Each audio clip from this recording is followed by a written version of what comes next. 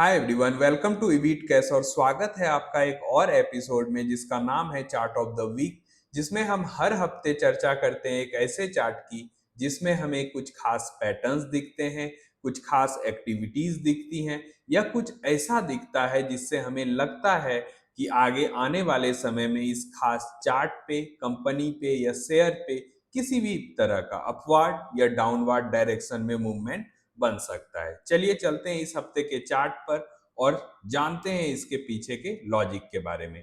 आपके सामने जो चार्ट है वो CMS इंफो सिस्टम का है। सबसे पहले जानते हैं ये कंपनी काम क्या करती है।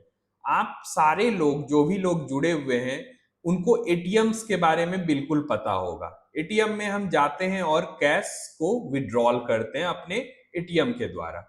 ये एटीएम सिस्टम का जो पूरा नेटवर्क इंडिया में है, उसका सबसे बड़ा प्लेयर सीएमएस इंफो सिस्टम है। यानी एटीएम मशीन को इंस्टॉल करना, एटीएम मशीन के बैक ऑफिस को सर्विस देना, यानी ये पूरा इंफ्रास्ट्रक्चर जो एटीएम का आपको दिखता है, वो सबसे बड़ा प्लेयर उसका सीएमएस इंफो है, जो पूरे देश में इस सिस्टम को मैनेज करती है।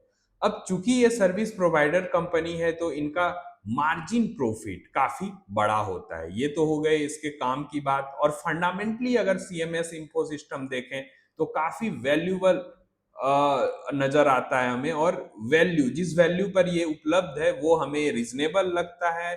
अगर हम इसके सेल्स ग्रोथ को देखें, क्योंकि सेल्स ग्रोथ अगर आप किसी सर्विस सेक्टर का देख रहे हो तो आपको देखना होगा आप किस मापदंड पर देख रहे हो। पहली बात, अभी भी हमारे देश में ऐसे बहुत से क्षेत्र अछूते हैं जहां बैंकिंग सिस्टम का जाना है। अब जहां जहां बैंकिंग सिस्टम जाएगा वहां एटीएम भी जाएगा, तो इस हिसाब से यहाँ हमें काफी अच्छे ग्रोथ दिखते हैं। और सबसे बड़ी बात, अगर हम इसके टेक्निकल्स को देखें तो यहाँ पे हमें एक ब्रेकआउट आता दिख रहा है। ब्रेकआउट कब आया? तो ब्रेकआउट पिछले वीक आ चुका है। इसमें और भी चीजें हम देखेंगे। सबसे पहले वॉल्यूम ऐड कर लेते हैं हम इस चार्ट पे। चलिए, वॉल्यूम को हमने ऐड कर लिया, अब चीजें और क्लियर होंगी। सबसे पहली बात, एक लाइन हमने खींचा है जो 534 के आसपास है।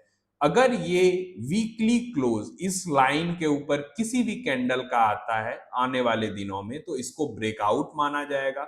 और हमें जो पहला रेसिस्टेंस दिखता है वो 598 का दिखता है। यानी अगर हम 534 के ऊपर बंद होने में वीकली बेसिस पे सफल रहे तो 600 का लक्ष्य हमें साफ साफ इसमें दिखता है। तो चूंकि हम लगातार चार्ट ऑफ द वीक में ऐसे चार्ट्स की बात करते हैं जिसमें ब्रेकआउट आने की संभावना होती है, तो हमारे पास समय होता है कि हम उस स्पेसिफिक शेयर को अपने वॉच लिस्ट में शामिल करें, ताकि आगे आने वाले समय में अगर उसमें ब्रेकआउट जैसी संभावना बनती है तो हम वहां पोजीशंस बना सकें। डिविडेंड इन्होंने अनाउंस कर दिया है ऑलरेडी, और ये शेयर अगर देखें तो काफी भारी भरकम डिविडेंड पे करती है आपको। यानी दोनों तरीके से मुनाफे का सौदा है। अगर यहाँ ब्रेकआउट स्टेबल होता है तो हमें एक बड़ा लक्ष्य देखने को मिलता है, और ये टाइम टू टाइम एक अच्छा खासा डिविडेंड आपको देती है। और कंपनी का फ्यूचर भी अच्छा देखता है, यानी आने वाले 5-10 सालों में तो किसी भी तरह का प्रॉब्लम इस कंपनी में आता हुआ नहीं दिख रहा है। तो इन सारे कारणों को अगर मिला दे तो सीएमएस इस हफ्ते का चार्ट ऑफ द वीक के लिए एक परफेक्ट चार्ट हमें नजर आता है।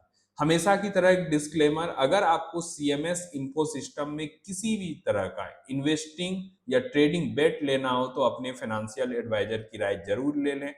इस वीडियो के माध्यम से हम सिर्फ ये सीखते हैं कि ब्रेकआउट को कैसे इवेल्युएट किया जाए, ताकि हम अच्छे से अच्छे ब्रेकआउट को जान पाए वो कब हो रहा है और उसमें पोजीशंस बना पाए अपने फाइनेंशियल एडवाइजर की राय लेकर। मिलते हैं अगले week next chart of the week के साथ। तब तक के लिए सारे लोगों को बाय।